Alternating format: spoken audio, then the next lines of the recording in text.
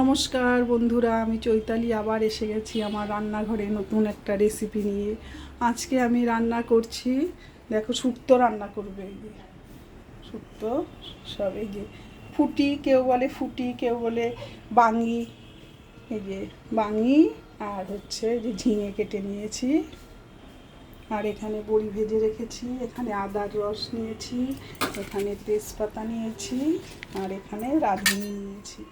এবারে আমি কড়াইতে তেল দিয়েছি, এর মধ্যে আমি রাঁধুনিটা সম্বাদ দিয়ে দিলাম, দুটো তেজপাতা দিয়ে দিলাম। এবারে আমি সবজিটা দিয়ে দিলাম।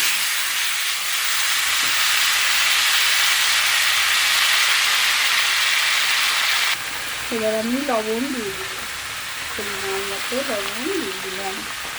আর হলুদ দিতে হয় না, তবুও হলুদ ছাড়া আমরা খাই না, সামান্য হলুদ দিলাম।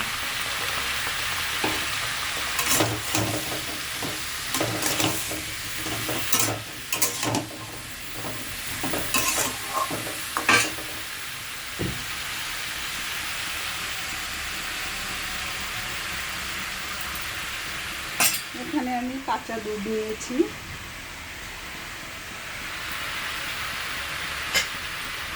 এবার আমি ঢেকে দিব।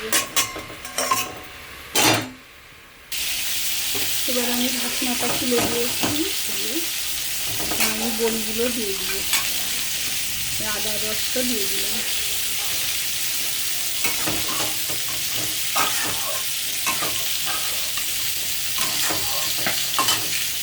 সামান্য গরম জল দিয়ে দিলাম।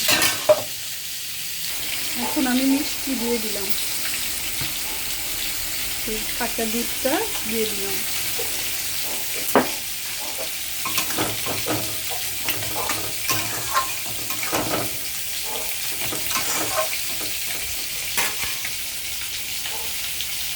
তোমাদের যদি আমার রান্নাটা ভালো লেগে থাকে তাহলে লাইক, শেয়ার, সাবস্ক্রাইব করে দিও, আমার পাশে থেকো।